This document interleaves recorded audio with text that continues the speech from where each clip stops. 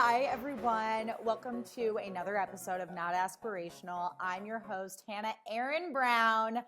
Welcome back. Okay, so I do think, first and foremost, we need to address the name change in the room. My name across all platforms now, Instagram, TikTok, Substack, is Hannah Erin Brown. That's Erin spelled like a boy. So it's HANNAH, AARON. BROWN. I had someone be like, who's Erin? Where did the Erin come from? That's actually my middle name. My middle name is Erin spelled like a boy, hence Hannah A. Brown.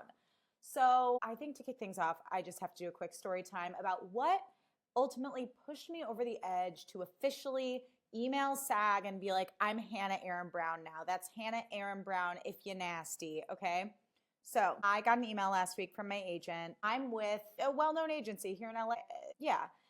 I'm the least famous client by a long shot, but like legitimate people are at this agency, just to give you a little more context. So my agent sends me an email from Unwell Network and Avery Woods being like, or like someone representing Avery Woods' podcast, Cheers, being like, hey, we want Hannah Brown on the podcast. And I'm like, oh my God, this is so crazy. And maybe I'm a little delulu to think for even 0.2 seconds that it was meant for me. But like, I think I have to be a little delulu to even be doing this to begin with. You know what I mean? So like, I'm just like reading it really fast. And I'm just looking at like the email addresses, the Unwell like watermark on the email. And I'm like, okay. Wow, holy shit, this is so crazy. And I screenshot it. And I send it to an industry friend, and that industry friend is like, are they going to fly you to Nashville? And I'm like, what? And I read the fine print. It's actually not fine print. It was literally like bolded and italicized, but like I was excited, okay? Like I wasn't reading as carefully as maybe I should have. And I was like, oh my God, this is definitely for the other Hannah Brown. She absolutely lives in Nashville. So I respond to my agent and I say, hey, I'm interested. Don't think this is for me though, / maybe like, is it spam? Like I don't want us to get scammed. I don't know what's going on.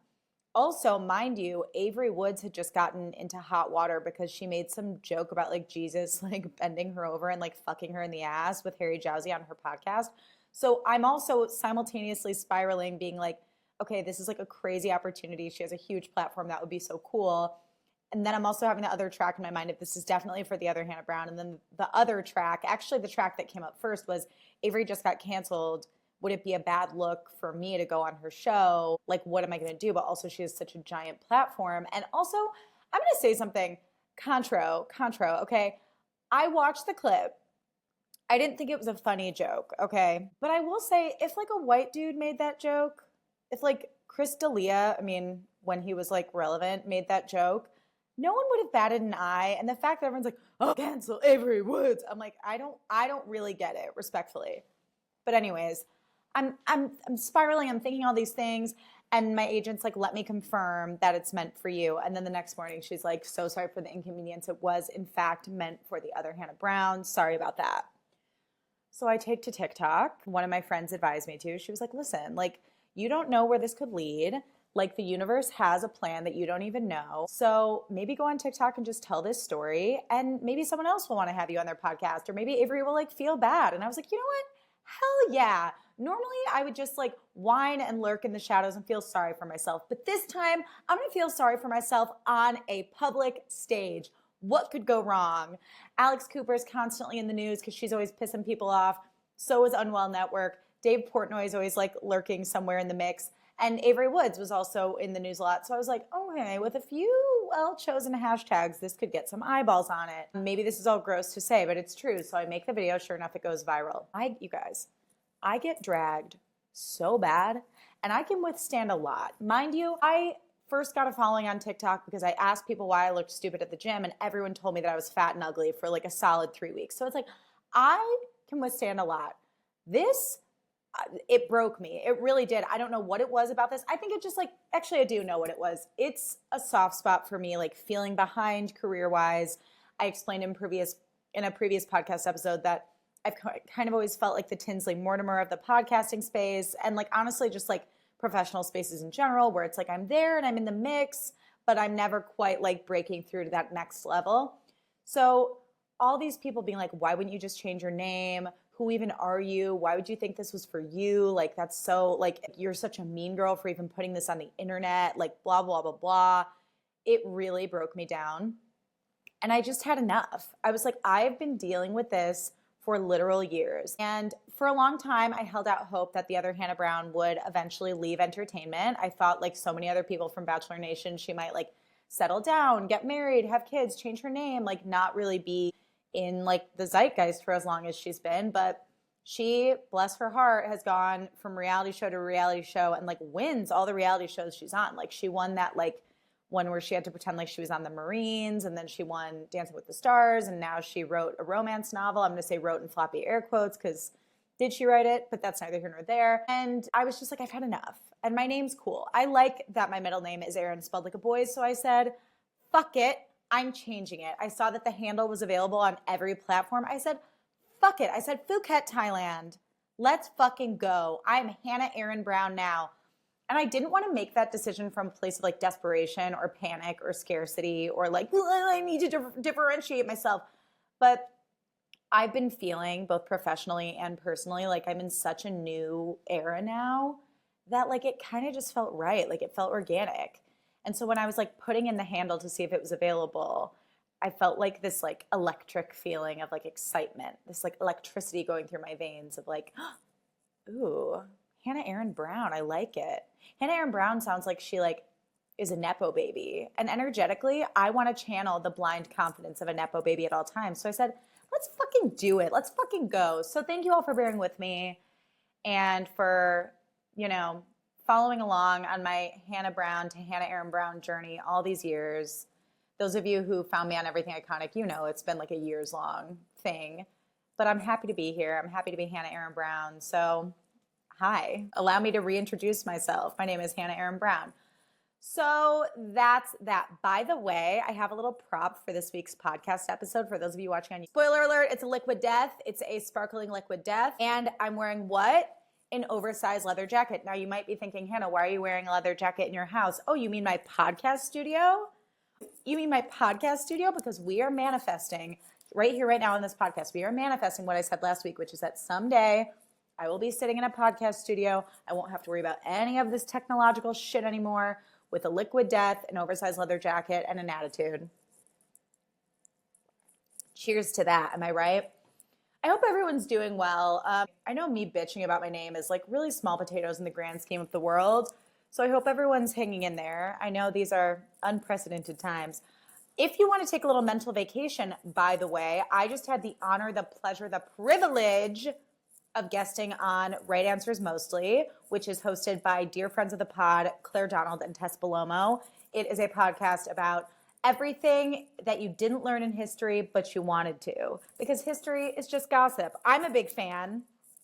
And they had me on to talk about recession pop, which is basically pop music from like the early 2010s, like 2007 to 2014. And we reminisced on college and 2010s culture, and it was so fucking fun. So if you want to go on a little brain, might I recommend checking that episode out, and I have linked it in the show notes for you. Now I want to get into just a couple pop culture things before we dive into the wedding episode part 2, where I answer your listener questions. Then I also wrote down a couple other things that I thought of since last week that I want to share as far as wedding tips go. But first, here's a segment that might only exist this week called TikTok Stuff That Fucked Me Up. I was on TikTok this week and I saw 2 things that were so disturbing that they have not left my brain for days. And by the way, if you're watching on YouTube, ignore the fake tan in the room on these hands. You know, mistakes were made, choices were made. My hands look crazy, and I know that. But anyways, I saw these 2 videos on TikTok that fucked me up big time, and they've stayed with me for days. The first one, I have chills all over my body. It was a video of an abandoned water park. So there's like no water in it, but like at one time it was a functioning water park, looked like it was maybe from the 90s, with giant animatronic dinosaurs that when the pool was filled with water, like would have been coming out of the water. Like one of them looked like it was catching a fish in its mouth, like violently accurate dinosaurs coming out of the water. And I saw this video, and it was like a liminal spaces type video where it was like it made me so uncomfortable, but I couldn't look away. I must have watched that video like fucking 15 times. I had no one to share it with. Like, I did send it to some friends being like, isn't this so crazy? Isn't this so crazy? No, no, no. But it didn't have the same impact on like any of my friends that it did on me. And I have not been able to stop thinking about how fucking creepy it would have been to swim in a water park with animatronic dinosaurs. It freaks me out. First of all, the idea of something like electric in the water when I'm in there, I don't like it. Second of all, dinosaurs, I like an irrational fear of dinosaurs. Like, I really do think that we live in a society where even though there's like 55 Jurassic Park movies telling us that dinosaurs are a bad idea, that Elon Musk, you know it's going to be Elon Musk, is going to be like, well, what would happen if I did it? Like, maybe it would work out differently if I did it. Like, the arrogance of a white man billionaire is unmatched. And I have a very irrational, but maybe rational fear that one day I'll just be like walking out my front door and I'll hear, and I'll just look down the street and see, I mean, I hope a brontosaurus in comparison to the other dinosaurs, but who the fuck knows? So TikTok knows that I have this fear and they target me. And then the other thing that scares me is like, I'm someone who I have a deep fear of deep sea creatures and like bodies of water in general. I really don't like going in the ocean. I can fuck with a lake because I know that a fish can only be so big and it's not going to eat me. Like, no one's died from like a muskie attack. I sound so Midwestern, but it's true. But like, when I'm in the ocean, I'm like, I just showed up at someone's house who did not invite me. And I'm really into manners. And if I were a deep sea creature, I'd be like, I don't know this bitch. She just came over unannounced. And I'm hungry. I'm going to eat her leg. Like, I don't blame the sea creatures for doing what they're going to do. It's on me as a human being for barging into someone else's house. So I don't really fuck with the ocean. And even when I'm in a pool, sometimes I'll have this thought of like, but what if like a shark just swam up right now? Like, if something in the floor opened up and a shark swam out and bit me? What if there was like a whale in this pool and I didn't notice? You know what I mean? So this amusement park video really just frightened me on the deepest, most intimate level. The TikTok algorithm is crazy for that. They know you better than you know yourself. And then the other thing that fucked me up on TikTok was there's this trend with that Gracie Abrams song. It's like, that's just the way life goes. And it's like people showing clips of movies that aren't horror movies, but they're like, what's the scariest horror movie you've ever seen? I don't know. And they'll show like a really sad scene that like traumatized them. So like maybe it's a clip from Up. Like I saw someone do the trend with a clip from Bluey. One person showed a clip from this movie that I had never heard of, which is kind of shocking because it seems like a movie that my mom would have like put on when I was 5 without noticing that it would traumatize me for life. It's a movie from the 90s called An Eye for an Eye. It's from 1996. Stars Sally Field, that girl who was on the Torkelsons. Spoiler alert, she dies like really early on. And Kiefer Sutherland as like a murderer. This scene is so disturbing. And apparently the person who made this TikTok cut out some of the more disturbing parts. And it still like makes me sick to my stomach to think about it. Here's what happens in this scene. Spoiler alert.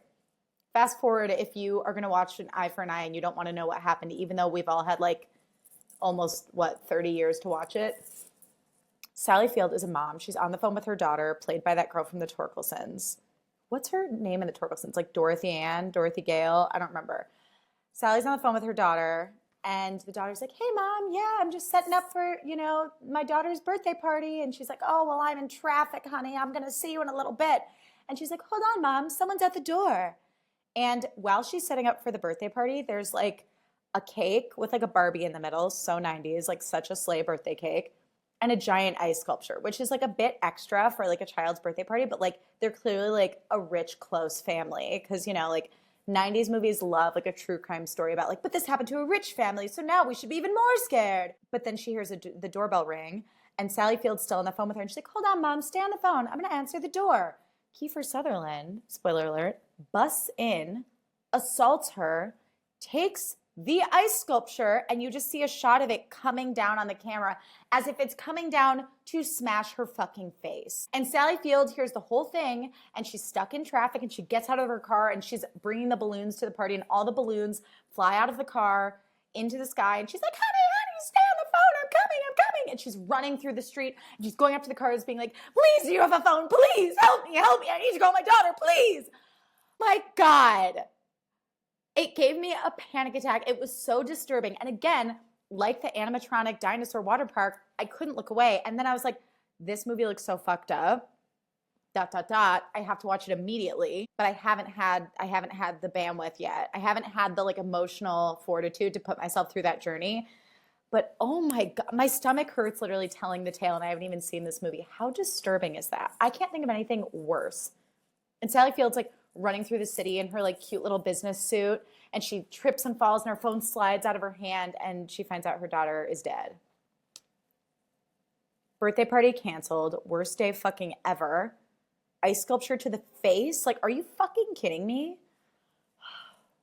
Kiefer Sutherland just has a scary face. And you know what? Rob Reiner saw that when he cast him as, what's his name? Ace in Stand By Me. Because he was spooky in that movie too. He takes out the gun. He's like, come on, Chambers. You ain't got the sack to shoot a woodchuck. I love that movie. Anyways, Kiefer Sutherland, if I saw him on the street, I might run away.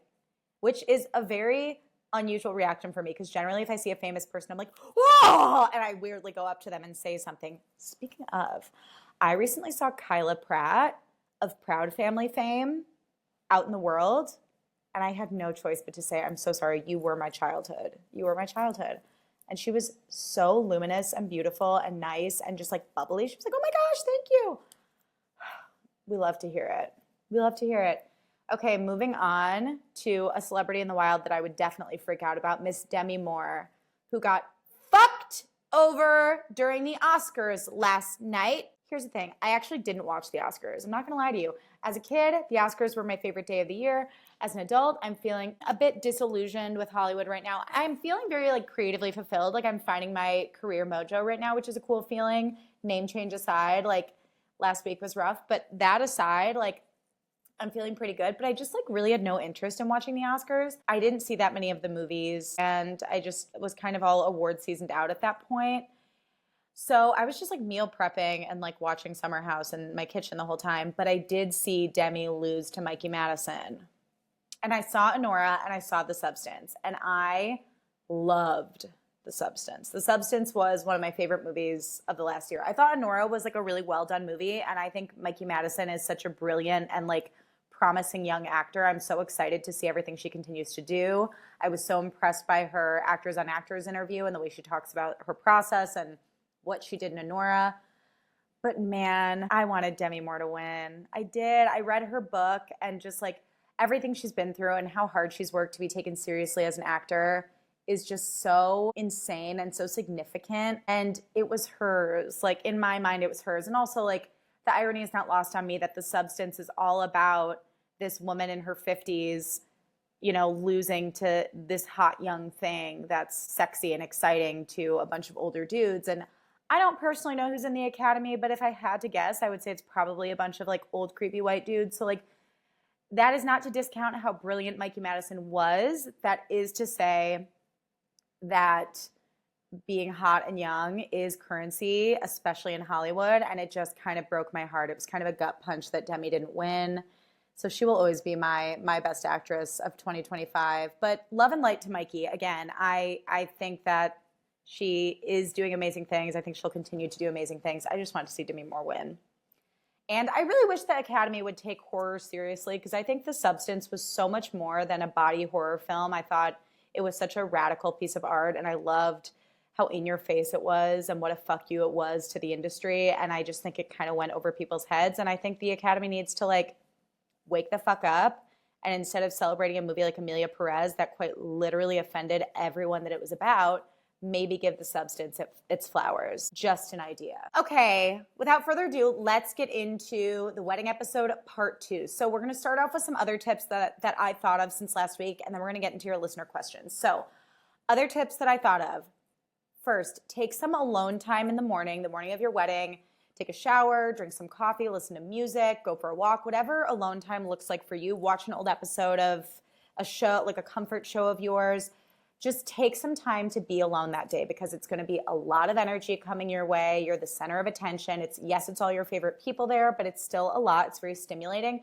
So taking some alone time in the morning to ground you in the day is such a fucking game changer. The morning of my wedding, I think I got up at like 7. No one showed up to my room until 8. And I just had an hour to like listen to music, drink an espresso, shower, and just chill. And it was really, really nice. So I definitely recommend that. Also, be mentally prepared for people to back out who have already RSVP'd yes at the last minute. I'm talking within like the last week before your wedding. Shit happens. Like, shit happens. It might be a bullshit reason that really disappoints you. It might be a valid reason, like, oh my God, I got in a car accident, I have a concussion, and I can't get on a plane. Like, you truly don't know. Just be mentally prepared when it happens. I know it's painful. I know it's disappointing. Take a deep breath and just say, it's okay. It is what it is. It's going to be a perfect day no matter what. It's going to be a perfect day because it is you and your partner and the people who love you. And if a couple people can't make it, okay. Oh, I wore a rain poncho at dinner. And it was like a clear Patrick Bateman American Psycho style raincoat. And that is because I am a sloppy, clumsy bitch. I've said this in previous episodes. I always spill on myself. And I wanted spaghetti as my wedding dinner. Jake and I love Italian food, so we wanted to do Italian food. But Italian food, specifically spaghetti and meatballs, is saucy, and it is it's a meal where it's very easy to have an accident, some sort of sauce mishap. And I like was on the fence. Like, we ordered these clear raincoats and we were like, maybe we'll use them, maybe we won't. And I was like, I kind of just like don't want to be a joke. Like, on my wedding, I kind of just want to be elegant. But remember what I said last week, you are still who you are, even though you're a bride. So I was like, so my planner, Katie, was like, by the way, shout out to Two Hearts Events. Katie at Two Hearts Events in LA is the fucking best. She really made our day just the most magical. But Katie was like, okay, well, let's just have them on deck in case, and you can make a game time decision. And then at that point, you guys, I had barely looked at a carb in like a month. I was like, fuck this. I'm eating this pasta. I'm wearing this jacket. Sure enough, I got splashes of pasta on the raincoat, and I was happy I had it on because otherwise I would have messed up my dress. And mind you, after dinner, I still had like my first dance with Jake, my dance with my dad, more pictures, and I just didn't want to have to worry about like a big red stain on my dress. So if you're a messy eater, it became a bit. Like, people thought it was really funny, and yes, I got dragged on Daily Mail about it, but that aside, everyone at our wedding was like, that's awesome. Good for her. She just wanted to eat. Jake wore one with me in solidarity. And then our friends, shout out to Josh and Selena, who got married like right after our honeymoon, they wore raincoats at theirs. So, you know, if you are a messy bride and you really like eating and you don't want to take dainty like Princess Diaries tied to your Sharon and Hermes scarf type bites, I recommend a clear Patrick Bateman raincoat. Okay, last tip before I get into your questions. Your wedding does not need to be content, okay? As someone who considers myself a content creator, I had a lot of anxiety around seeing all these cute brides and their bridesmaids and their families make all this epic TikTok content, and I put so much pressure on myself to not necessarily get content for the day. Like, I knew going into the day that I just didn't care, but I put pressure on myself to make content after the wedding. Like, when I got my pictures back, I wanted to do like and here's what I wore, and here's where I got this, and here was my inspo. And I found myself like getting anxious after my honeymoon about like, oh my God, I have to repurpose this. I mean, these pictures are so amazing and everyone needs to see them and blah, blah, blah, blah. First of all, you can make content about your wedding whenever the fuck you want. No one on the internet knows when you got married, so don't do it if you don't want to do it. But second of all, like, it's okay for things to just be for you and like your closest people and not to be shared on the internet. Like, I think there's a lot of pressure on bridal TikTok and bridal Instagram to make content out of your wedding, and you put so much effort into the aesthetic and how you look, and if you're proud of it, I understand there's like an organic pull to share with people, which is fine. But don't do it if you don't want to do it. And definitely don't let making content take away from your day. Like, if it sounds fun to you to make wedding content while you're getting ready, whatever, fine. But don't like get upset with yourself or worked up if you're like, oh my God, I didn't even have time to make that TikTok. It's cool. There's also services you can literally hire to like follow you on your wedding day and make TikToks for you. So I don't know, look into that if that's something you're interested in. But I didn't make a lot of content at my wedding. I made one video with like a Scream Queens audio that's like, I'm Chanel #1, Chanel #2. And that was fun, but I'm pretty sure that's all I got that day, and I have no regrets. Okay, now let's finally get into your listener questions. First one, what is one thing you would tell a bride to stay present? Okay, so I already said have some alone time in the morning, journal, listen to music or a podcast, pray, talk to yourself, give yourself a pep talk, whatever that looks like to you. Make sure you have some alone time. Also, take a second to see your dinner area after it's all decorated and set up before anyone else comes in there. Tell your coordinator that you and your fiance want to take a minute to just like look at all the tables with the flowers and the candles and the centerpieces and everything you've been working on creating aesthetically. Take a minute to just take it all in with your fiance before anyone sits down so that you really get to just appreciate this beautiful room that you've created and all the hard work you've done to curate a vibe, to make a space that feels like you guys. It's really, really special to just have a moment to see it all and just go, oh, like it's awesome. And it's awesome to share it with your partner. And then also after your first look, have your photographer step out for a second so that you and your fiance can just like be together and have a moment to connect. Again, like I said earlier, it's such a stimulating day. There's so much going on. So to have a moment just to yourselves, to hold hands and be like, oh my God, you look so amazing. Oh my God, we're doing this. I'm so excited. I'm so excited. For me, just like really helped with nerves, really helped ground me, and just made me really, really happy and excited. And that I think really showed through in our photos as well. And then that kind of brings me into my next tip, which is stick with your fiance as much as you can throughout the night. You're both going to be getting pulled in a lot of different directions by friends and family. Make a pact to stick together. And here's why. You want to have the same memories together throughout the night. Like you don't want to be like, oh, I didn't see you for those 2 hours. What did I miss? What happened? Like you want to be able to like lay in bed that next morning giggling and happy and be like, oh my God, when that happened, wasn't that so crazy? And oh my God, wasn't that part so fun? When that song came on and we danced, oh, that was a blast. Like you want to have the same memories of the night.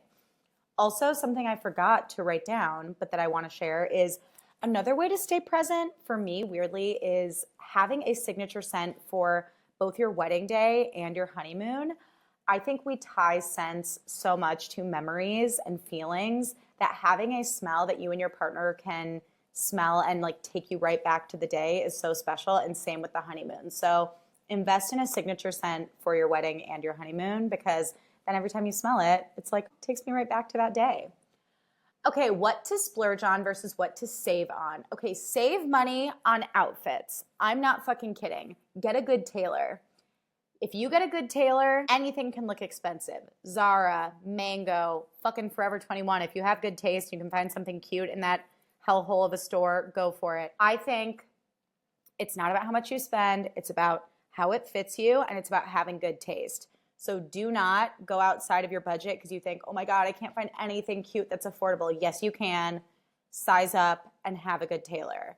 I wore the cutest romper to my shower, and it was literally like, it fit like a glove because of this incredible tailor in Chicago that my dad hooked me up with, Mo. He's awesome. My dad was like, get in a car and see Mo. I was like down to the wire getting my shower romper fitted. It truly, like, Mo worked expeditiously. Tailors are just like, we don't deserve them, honestly. But yeah, save on outfits.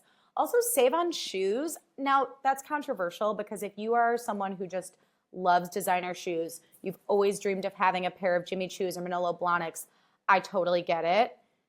Might I say, if that is your journey, get them first thing, like right after you get engaged.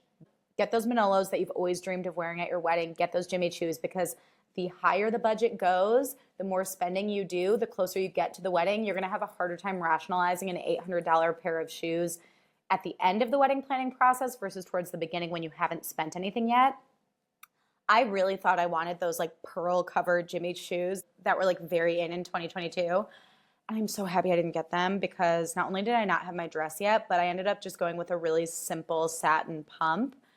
And I was going to get the Jimmy Choo version of a simple satin pump, but they were $800, and I found a pair on Etsy for $50, and they still looked cute in pictures, and they were comfortable, and I felt better not having spent all that money on shoes because it just didn't feel worth it to me at that point. So I recommend saving on shoes. Also, if you're wearing a gown, you can't even see them, and then if you're wearing like a short reception dress, it's not hard to find a cute pair of shoes that's not, $500. I would say Badgley Mishka is like $200. That's even on the higher end. But like designer heels, just, it didn't really make a difference for me. There's so many good dupes these days.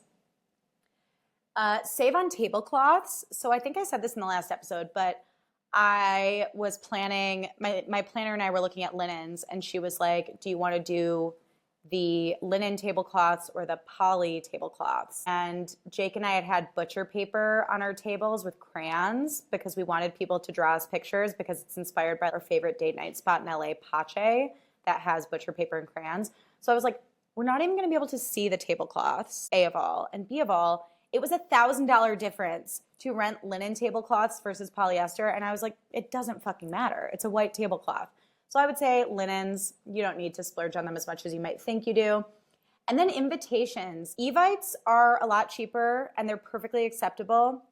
I think there was a time where Evites were not well designed and they weren't aesthetic, but they've come a really long way, even in the last like 5 years. So websites like Minted make it really easy to customize it and make it aesthetic and cute. And it's just a lot easier to like track RSVPs and get them sent out efficiently and not spend a bunch of money on postage. For thank you cards, we did like physical cards because I think the art of sending thank you notes is lost and it is very important to me. But for actual invitations, Evites worked great and they saved us a lot of money. Of course, there were some people who were like of a certain generation that were like, oh, that sucks. I would have wanted to like frame a copy, blah, blah, blah, blah, blah. But it wasn't their wedding. So, you know.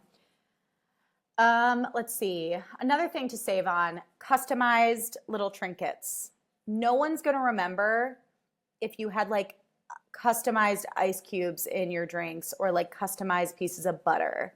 No one's going to remember. If those details mean something to you and your budget allows, of course, go for it. It's your wedding. But if you're like, if I don't do this, everyone's going to think my wedding was shit. That's not true. It's not going to happen. We did matches as a party favor because we're like, they're practical, they're cute, and they're inexpensive. So those are fun. And they're like, yeah, they're just a cute little keepsake. But I just don't think custom everything really matters. Also having a very like dramatic like seating chart where it's like a wall filled with champagne glasses and each champagne glass has like a bow tied around it with a little tag that says their table number. That's like a full ass installation. I think those have gotten really over the top. And I think because of social media, wedding culture has gotten really over the top and everyone thinks that their wedding needs to look like it's a fucking like Kardashian event. And I just don't think that's the case. And I don't think it's going to make a difference to anyone, whether you have an extravagant wall telling them where they're sitting or not. Like we literally just had a poster with an easel and it was super cute. And I don't think anyone minded. I will say after our wedding, we had multiple people be like, that was one of the best weddings I've ever been to. And when you have fun at a wedding, I want you to think about the times you've been a guest at a wedding. When you have fun at a wedding, it's not because of like a custom piece of butter. It's because the couple was really happy. The music was really good. The energy was up. The like dinner was served at a reasonable hour. Like all these little details. So think about the guest experience from their perspective as if you were going to your own wedding. You wouldn't give a fuck about custom little details. You would go, that's cute, and then you would move on and like get another drink. Hotel welcome bags, didn't do them. Didn't do them. I'm so sorry. This might be controversial. I think they're stupid and a lot of money. I think if someone wants to bring like a granola bar and Advil to your wedding, they can just do it. Also, if you're having a wedding in like a big city, people are going to stay at a bunch of different places. Like we got married in LA. LA is so big and sprawling and we gave people a few different hotel recommendations, but some people were like, oh, that's not in my budget, or like, oh, I would rather get an Airbnb. And so like, it also just is a logistical nightmare, in my opinion, to have the welcome bags at the hotel. And I just think they're completely unnecessary. I do. Things to splurge on though. Your fake tan. Go to the best fake tan place you can find. If it's a private person who's like referral based, invest in it. Because you want that color to look natural and good against your white dress. You don't want any streaks or weirdness. Invest in it. Hair and makeup, invest in those things because why cut corners when it's like, here's the thing. I think there's too much dialogue around like, you have to look the most beautiful you've ever looked in your entire life. Like that's so much pressure. But I will say like, you're going to feel good if you invest in professionals that are able to achieve the look you want to achieve. So even if you're a bride that's like, I just want my hair blown out and no makeup. A very good skilled makeup artist is going to know how to execute no makeup in a way that still shows up in pictures, but that still makes you feel great. Same with a blowout. Like a skilled stylist is going to be like, okay, yes, you just want a quote simple blowout, but this is for a wedding. You're going to be dancing. What's the weather like?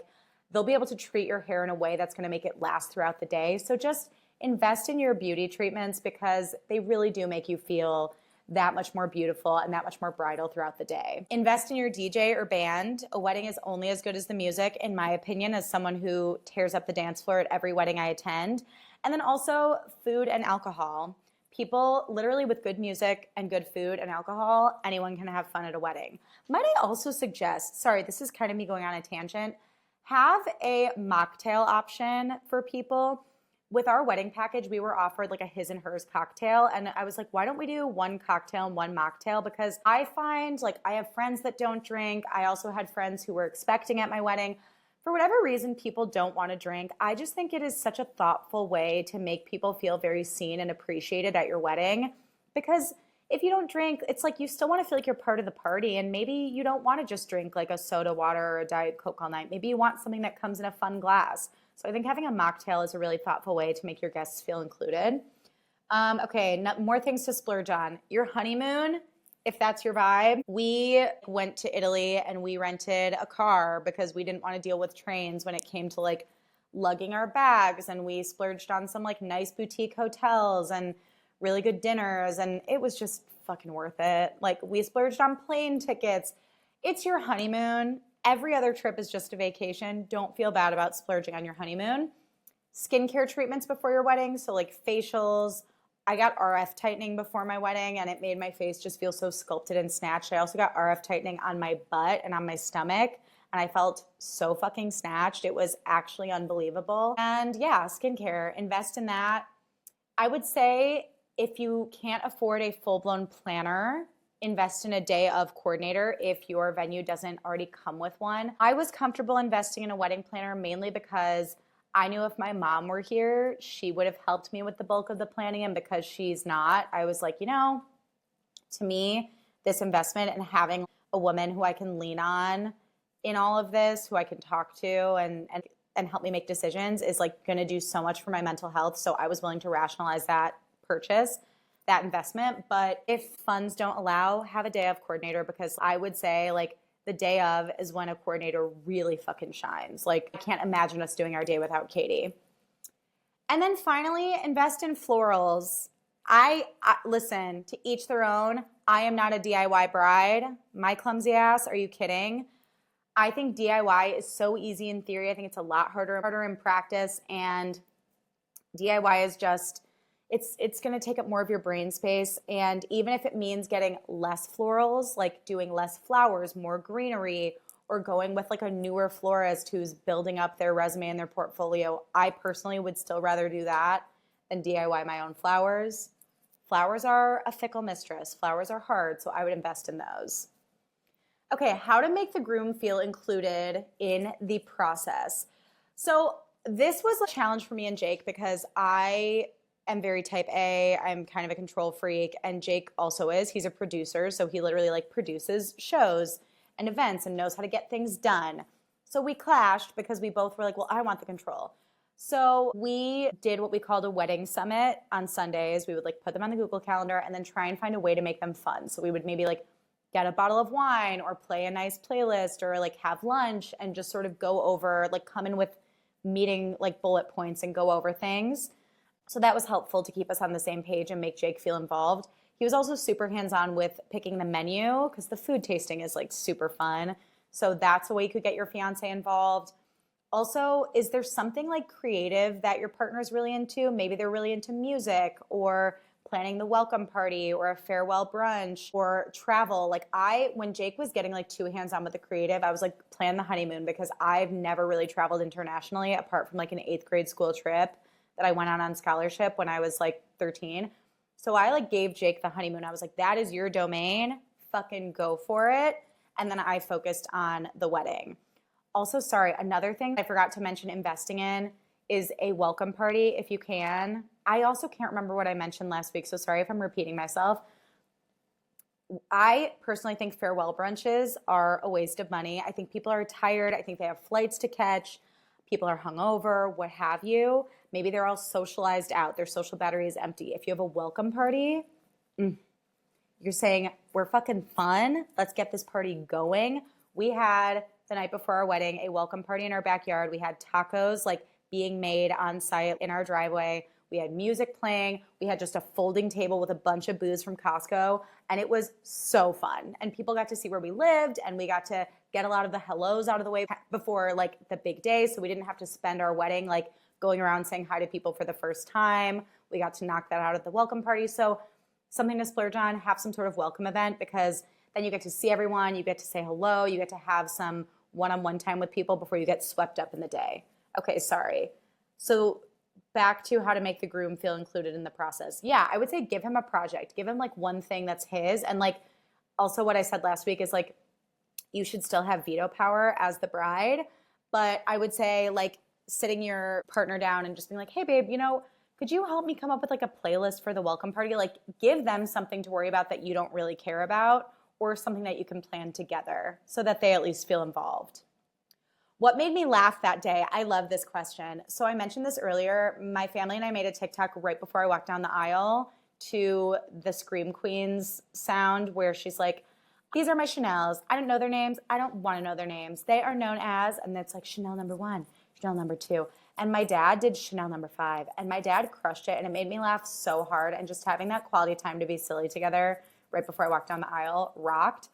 Also, when Jake and I were getting photos done, like after our first look before the wedding, we were given like a personal server for the night. And he's like, can I get you guys anything like before the ceremony? And we're like, no, we're good. And he's like, he comes back with like a cup of vodka, like a juice glass of vodka with a lemon. And I was like, does he want us to drink that? Like, are you kidding?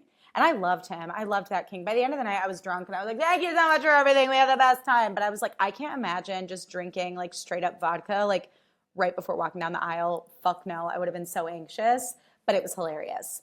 And then also Jake made me laugh during photos because our photographer, Cambria, was like, why don't you guys just like dance, like groove a little bit? And he started doing the silliest, goofiest dance moves. And it made me laugh. It was adorable. Pictures, some of the pictures look a little funny, not like romantic vibey dancing, but it made me laugh and it was just what I needed in the moment.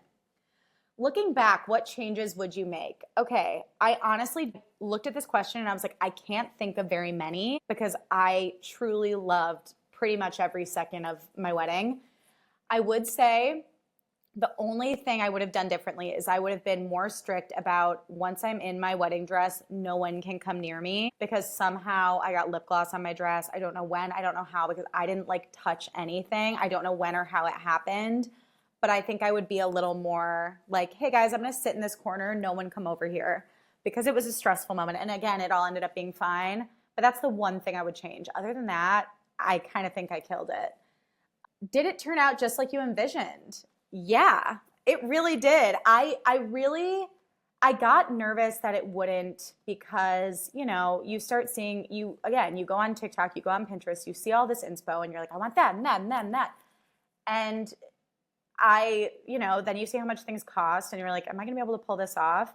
And it was like better than anything I could have dreamed of. And it was so authentically us. And I think I don't want to speak for my guests, but I think that's why people had so much fun, is that it was very Jake and I, and that it was equal parts classy and trashy. Like it was, yes, let's all look hot and classy and drink some martinis, but also like, let's grind on the dance floor. Like we didn't want it to feel stuffy or like people couldn't touch anything. We didn't want it to feel overly proper. And so I think we achieved that balance of like, it was an elegant event that descended into drunken madness. And that's all we wanted. That's all we wanted. So it really was the best day. What was my favorite part of my wedding day? Okay, so really impossible to choose because I remember it as just a lot of really perfect like vignettes. But there was a moment where Jake and I just got married and we took a minute upstairs to collect ourselves and eat some appetizers and like sign our marriage certificate with our officiant and bustle my dress. And then we re-entered for cocktail hour and the beat was just dropping as the song Problems by Jungle played. And if you don't know that song, it is a song that like when I listen to it, it's just got this like cool jazzy vibe. And when I listen to it, it just puts me in the best mood. And in the months planning my wedding, I would listen to that song in my car all the time and just specifically envision cocktail hour and me in my dress just happy, like going around saying hi to people. And so the fact that the beat dropped on the song Problems by Jungle as we walked into the room and saw all of our people cheer and like see us and greet us was like, It literally like makes my heart full just thinking about it. It was like a movie. It was like the coolest, most moving moment, and I was just so overwhelmed by how happy and grateful I was, and it rocked. And if you don't know the song Problems by Jungle, it is truly the perfect like cocktail hour, like sexy, vibey, happy song. It's my fave. How to find a venue that has catering and decor and isn't $1 million. So I would say sites like Zola are really helpful because you can put in your price range. But something I will also say to keep in mind is like certain venues have everything built in. So you might be paying more like overall, but you won't have to outsource anything. Like the venue will have in-house catering, in-house bar services, in-house staff, which is what my venue, Carondelet House in LA, had. Other venues have a lower price tag, but you're gonna have to rent out like dishes and linens and staff and all kinds of things. So I would say go on Zola and also just like ask your friends weddings they liked they've been to. Like word of mouth I think is really huge. So if you're like a young couple, like it's highly likely that other couples in your age group had the same, like had a similar financial situation to you, unless they're like super fucking rich. But like, you know, when people are super fucking rich and when they're not. But just ask around. I think word of mouth is really helpful. And Zola, The Knot also has a feature where you can look at venues, but really make sure you're asking questions and reading the fine print about what that venue offers. Because for us, like we ended up paying a lot more for a venue than we expected, but it had a lot of things included that ultimately made the planning process and the whole day feel a lot more streamlined. So that's something to keep in mind. What was the most stressful and nerve-wracking part for you in planning? Money. Money is crazy. Money, just conversations about money. I said this last week, like historically, I've been super resistant to money conversations because I grew up with a lot of scarcity around money that I'm still working through. So just having this thing that like there was no choice but to talk about money was really anxiety inducing. But I think it was also an opportunity to learn and get closer and get better with talking about finances with Jake. So that was a silver lining. Also, blocks around marriage and like long-term commitments came up for me. And I don't think this is talked about enough. I was engaged for like 2 years. I could not have been more excited to get married. In the months leading up to my wedding, I freaked out a little bit. I freaked out a little bit because I was like, I felt like so much of my identity, even though I had been with Jake for years, I felt like so much of my identity was wrapped up in being this like chaotic person who didn't answer to anyone and just did whatever the fuck I wanted. And mind you, I grew up in a very chaotic household with chaotic marriages. I didn't really see what a successful, healthy marriage looked like.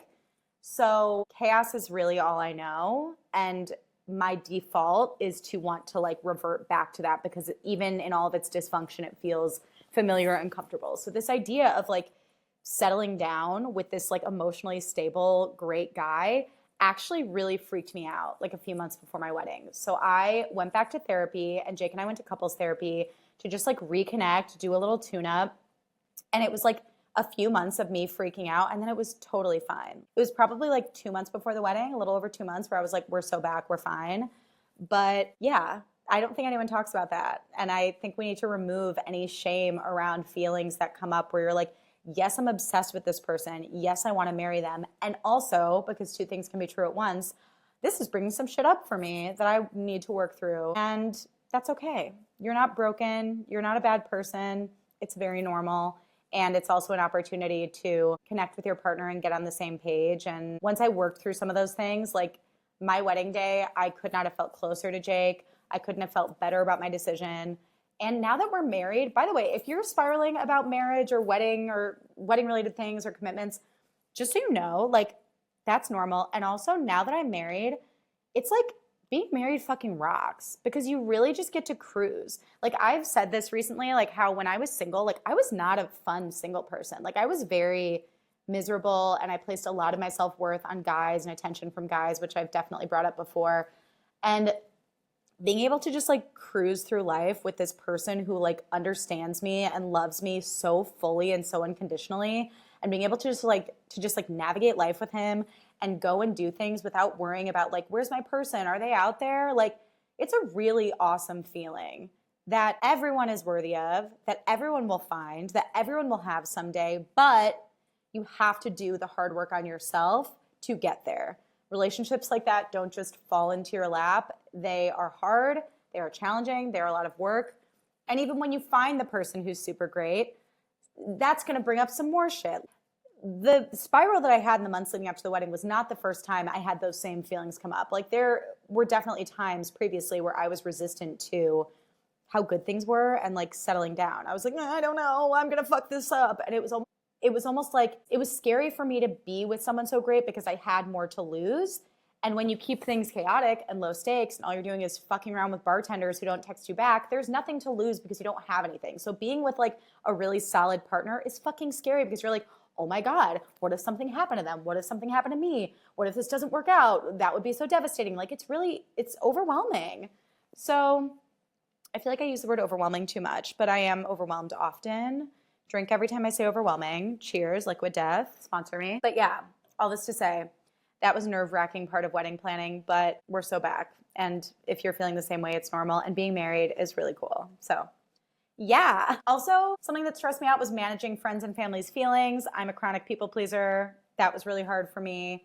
Have stable people in your life who are not people pleasers, who can like check you if you get into that people pleasing state of panic where you're like, everyone's mad at me and I need to say yes to everyone and blah, blah, blah. Have someone in your life who's going to be like, no, it's okay. You're safe. It's your day. It's all right. You're not an asshole for wanting what you want.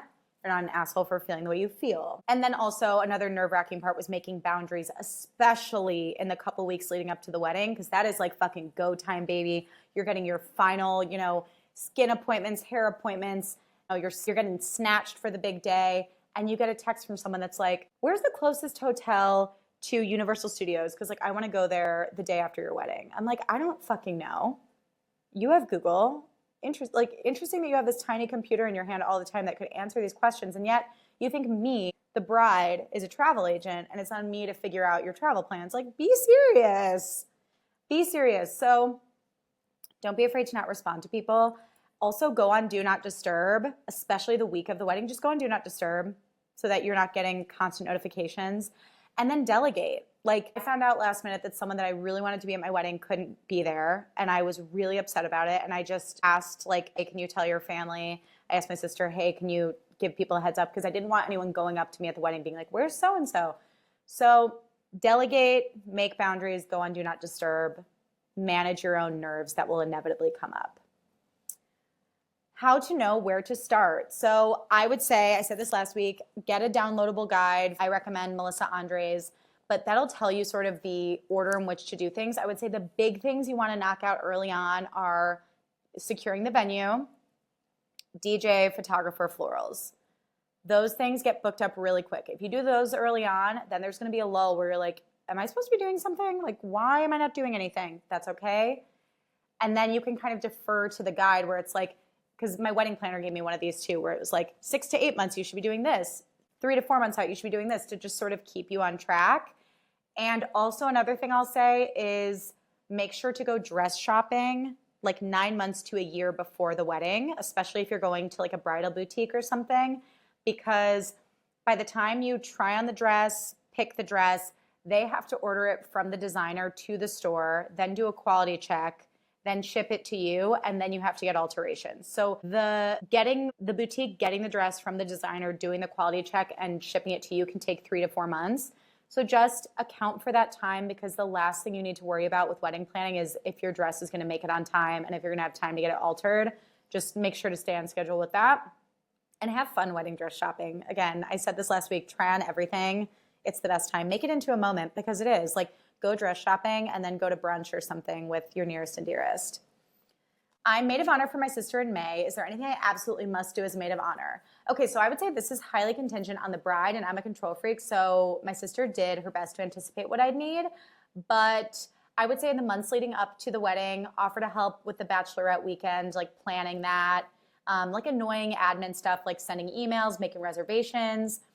If the bride says she's chill, it's on her to actually be chill. So if she wants something specific, she has to communicate that. Like, you are not a mind reader as the maid of honor, but help coordinate like events like the bachelorette weekend in the shower if needed. Also, in the weeks leading up, I would send a text that says, I know it's getting crazy. I don't want to overwhelm you with check-in texts, but just know if you need me, I'm on standby. And then the day of, coordinate things like, does she have coffee? Did she have breakfast, snacks, champagne? Is there a certain playlist she wants to listen to, a certain TV show she wants to watch? managing any fuckery that should arise, like annoying family members or high maintenance friends, usher them away or privately tell them to knock it off. Like just make sure that everything around her is copacetic and calm. And then also give the planner or the day of coordinator or the mother of the bride, whoever's really helping plan the day, give them your number so that they can go through you and defer to you if there are any last minute things or changes. Like you're the bride's first line of defense. So make sure that things go through you before they get to her, and then sort of be the filter for anything she needs to hear. I hope that's helpful. Bun inspo for my wedding. Where did my bun inspo come from? So for those of you who don't know, I had a sleek bun at my wedding. I initially wanted to do a big hair change. I wanted it to be up for the ceremony and down for the reception.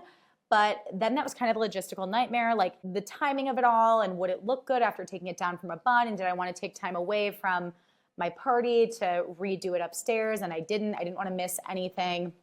So I decided to just do one and done, one hairstyle that was classic, that would stay out of my face. I also know that I'm someone who messes with my hair. My hair also will always there will be a piece sticking out or something that I didn't account for, no matter how much product is in it. So I just didn't want to have to worry about messing with it. So doing it in a sleek bun, I figured was timeless. It really showed off my bone structure. I felt very classic and princessy and pretty. And yeah, super chic, super timeless. Body positivity in a high pressure time. This was really hard for me, really fucking hard for me. I spiraled about this a lot. I would say, here's what I did. I had workouts that I enjoyed, and I started in January. Give yourself a long lead time. My wedding was October. I started in January. I went into the new year being I'm getting married this year. So I slowly habit stacked. Instead of going to Orange Theory 3 times a week, I went 4 times a week. I started planning my meals more mindfully. Then the month before my wedding, I cut back on carbs, which people might have an opinion about that. I cut back on drinking and carbs. But yeah, there were a couple months before my wedding where I was I'm still not where I want to be. This is annoying. I don't look emaciated. I'm failing at being a bride. And fuck that. Because the other thing too is, listen, babe, it's a long day. You don't want to be tired because you didn't eat.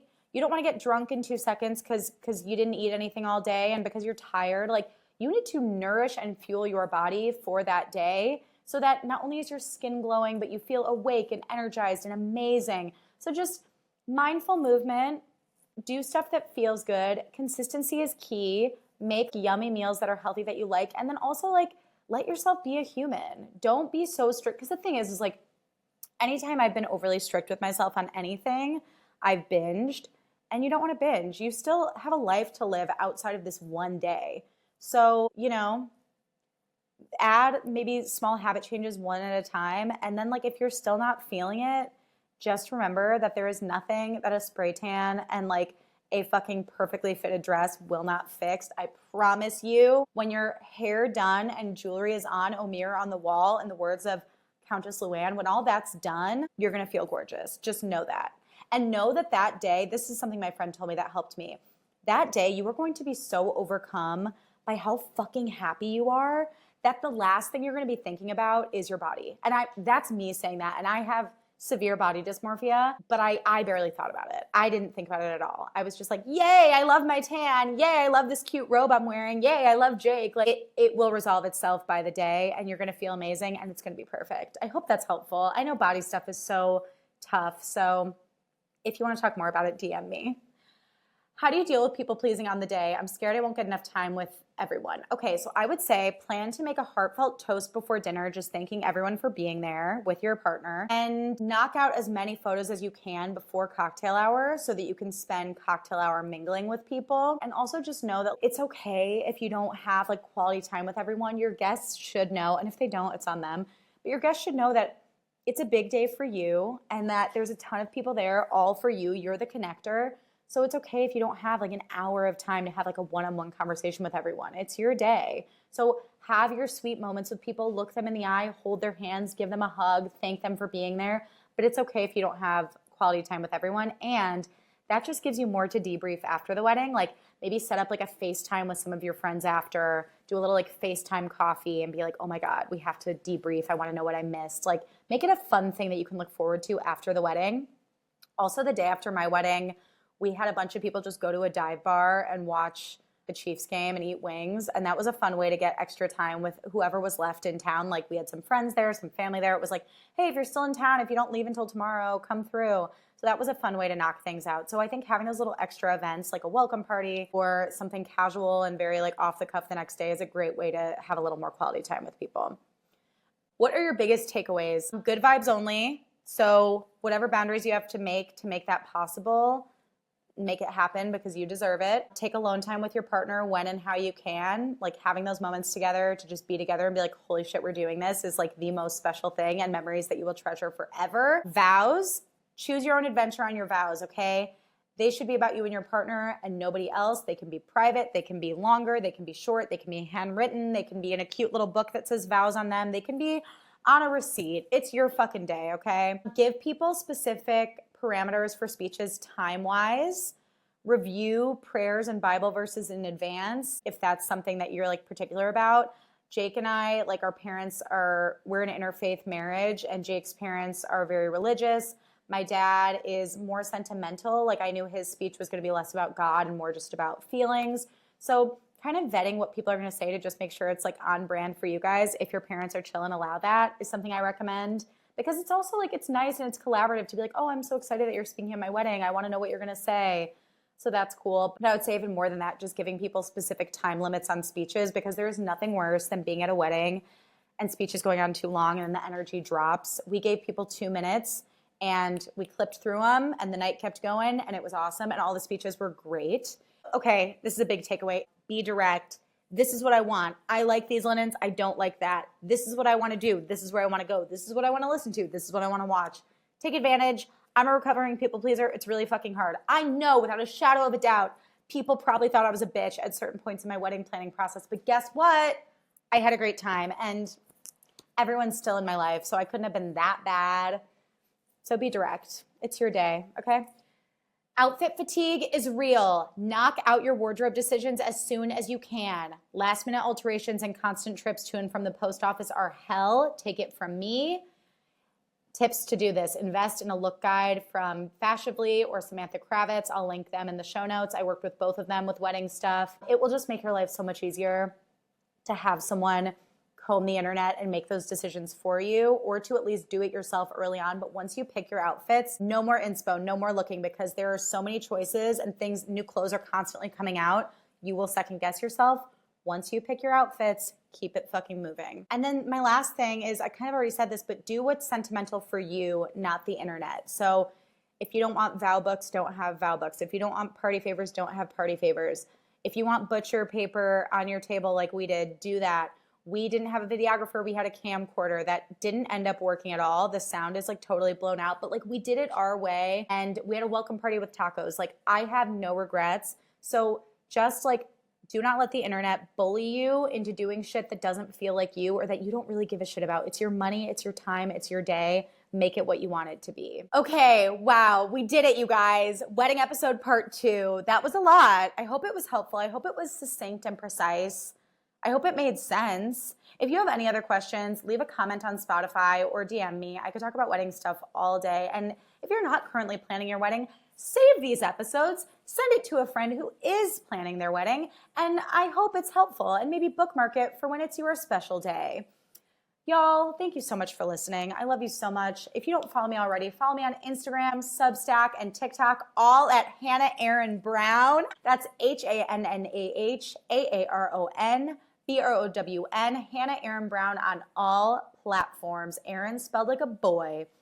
If you are not subscribed to the podcast already, subscribe. Also subscribe on YouTube. Watch the episodes if you would like to do that. Very, very fun. And all those things are in the show notes for you. And finally, if you are loving the show, leave it a rating and a review on Apple Podcasts. Share it with your friends. Post it on your Instagram story. I love all the love. It means so much to me. And leave a Spotify comment. And I'm so grateful for your listenership and your support. So I love you all. Thank you, thank you, thank you.